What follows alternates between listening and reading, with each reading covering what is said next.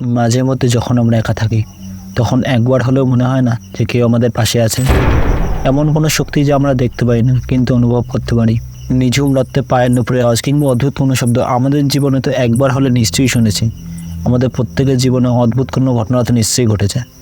যদি তোমাদের সাথেও এমন কোনো ঘটনা ঘটে তাহলে আমি নিশ্চিত যে অদ্ভুত কিছু একটা বাস করে এই পৃথিবীতে, কারণ অন্ধকার না থাকলে আলোর অস্তিত্বকেও গুরুত্ব দিত না। এই মুহূর্তে যে খবরের দিকে নজর রাখতে হচ্ছে, ফেরিঘাট চত্বরে ভুতুড়ে কাণ্ড, অবাধে ঘুরে বেড়াচ্ছে ভূত। ভূত নিয়ে অনেক কথা প্রচলিত আছে, রয়েছে কৌতূহল। সম্প্রতি একটি গ্রামে ভূতের উপদ্রবের কথা জানিয়েছেন ভুক্তভোগীরা।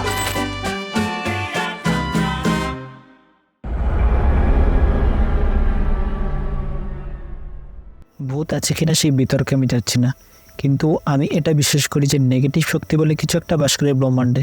কারণ আমরা যখন ছোটো ছিলাম তখন আমরা প্রায়শই জিনিসই ভয় পেতাম। ছোটো ছোটো পাতার আওয়াজে আমরা ভয় পেতাম, কোনো কিছু দেখলে পরেও আমরা ভয় পেতাম। ঘরের মধ্যে যদি আমাদের কোনো পুতুল থাকতো সেই পুতুলের চোখ দুটো দেখে আমরা অন্য কিছু একটা অলৌকিক জিনিস ভাবতাম। কিন্তু ব্যাপারটা সেটা না, ব্যাপারটা হচ্ছে যে এই ভয়টা পাওয়ার মেন কারণটা কী। অনেক মানুষ আছে যারা আমাদের সামনে এলে একটু পজিটিভ এনার্জি ফিল করি, আবার কিছু কিছু মানুষ আমাদের সামনে এলে অনেক নেগেটিভ এনার্জি ফিল করি।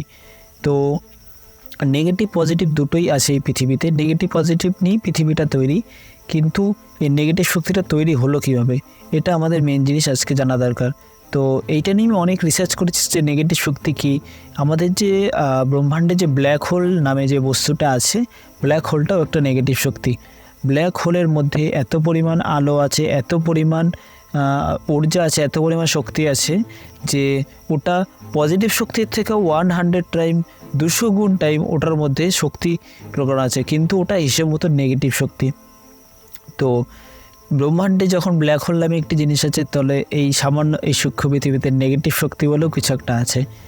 আর এই নেগেটিভ শক্তিকেই অন্যরূপে আমি দৈত্য, দানব, পিশাচ, ভূত এদের আমি নাম দিয়েছি। আমি একটা সাধারণ প্রশ্ন আপনাদের কাছে করছি, তো মানুষের যখন মৃত্যু হয় মানুষের শরীরে মরণ হয়, কিন্তু তার যে সোল, তার যে আত্মা, তার কিন্তু মরণ হয় না। সোল, আত্মা এরা কিন্তু এই ব্রহ্মাণ্ডে ঘুরে ঘুরে বেড়ায়, এরা কিন্তু শরীর চেঞ্জ করে বেড়ায়। এটা আমি আমার গুরুজনদের কাছে শিখেছি বা গুরুজনদের কাছে শুনেছি যে আমাদের যে আত্মা হয়, আত্মা কিন্তু ঘুরে ঘুরে মানুষের দেহে দেহে ঘুরে ঘুরে বেড়ায়। অনেকগুলো দেহ ঘোরার পর যেই দেহতে ওরা শ্যুট খায় সেই দেহতে ওরা পড়ে। এটা কিন্তু একটা আমার শোনা কথা, এটা আমার নিজস্ব কোনো বক্তব্য না, এতে কেউ প্লিজ হাসাহাসি করবেন না। তো এই নেগেটিভ শক্তিগুলো সবসময় আমাদের চারিপাশে ঘোরাফেরা করে।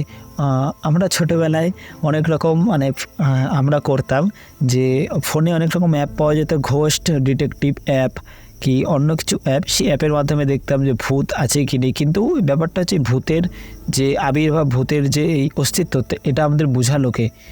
ছোটোবেলা থেকেই বোঝানো হতো যে ভগবান যেমন আছে তেমনই রাক্ষস আছে, দৈত্য আছে, দানব আছে।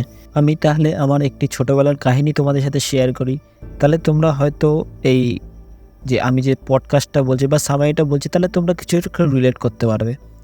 আমার বয়স ছিল তখন মোটামুটি 9 থেকে 10 বছর। আমাদের বাড়ির সামনে একটি পুকুর ছিল, আমাদেরই পুকুর।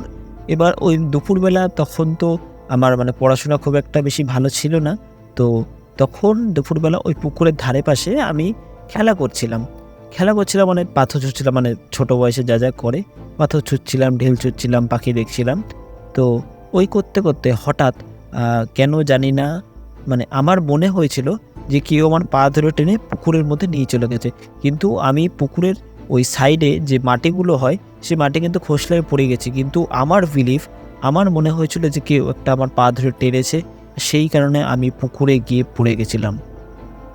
সেই দিন থেকে আমার অনেক রকম ভয় মনে সৃষ্টি হয়েছে, অনেক রকম ফিয়ার তৈরি হয়েছে মনে যে এগুলো হয়। তার এছাড়াও আমার অনেক রকম ঘটনা আমার সাথে ঘটেছে। আমি যখন ঘরে একা বসছিলাম, একা বসে বসে আমার নিজের পড়াশোনা বা অন্য কিছু করছিলাম, তখন মাঝে মধ্যেই মনে হয়েছে যে কেউ আমার নাম ধরে বাইরে থেকে ডাকছে। তখন রাত্রি 12টা 12:30 বাজে। তখন অনেক সময় প্রায় অনেক দিন পরপরই মনে হয় তো কেউ আমার নাম ধরে বাইরে ডাকছে, কেউ আমাকে চাইছে, কেউ আমাকে আমার নাম ধরে সাড়া দিচ্ছে। তখনও আমার মনে অনেক রকম ভয় ধরতো, কিন্তু এইগুলো কীভাবে হয়েছিল, কেন হয়েছিল, কিসের জন্য হয়েছিল তা আজ পর্যন্ত আমি বুঝে উঠতে পারিনি। এখন আমি যখন বড় হয়ে গেছি আমার মধ্যে এই ফিয়ারটা, এই ভয়টা অনেকটা পরিমাণ কমে গেছে। কিন্তু ছোটোবেলায় আমার সাথে যা যা ইনসিডেন্ট ঘটেছিল তাতে আমি বিশ্বাস করতে বাধ্য যে ডার্ক ক্রিয়েচার বা অলৌকিক শক্তি বা পিশাচ শক্তি বলে কিছু একটা জিনিস হয়। কারণ কালা জাদু বলেও একটা কনসেপ্ট আছে। কালা জাদু করেও কিন্তু অনেক মানুষ অনেকজনের ক্ষতি করেছে। তো এটা কিভাবে ক্ষতি হয় সেটা আমি বলতে পারবো না ঠিক, কিন্তু ক্ষতি হ্যাঁ অবশ্যই হয়েছে। তোমাদের সাথে জীবনে কি ঘটেছে তোমরা কিন্তু আমাকে অবশ্যই কমেন্ট করে জানাতে পারো। এবার আসছি ফাইনাল কনক্লুশনে।